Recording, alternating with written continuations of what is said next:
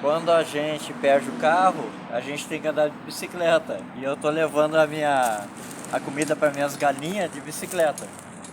Vem comprar a comida do cachorro, mas que já paguei, mas busco depois. E é assim a minha vida, é isso aí. Não vai pensar que ser alquimista é ser o Framel, que era rico naquela época. Não, ser alquimista num lugar que quer te esganar vivo, é isso aí, ó. É isso aí, pessoal. Até o próximo vídeo. Obrigado, hein?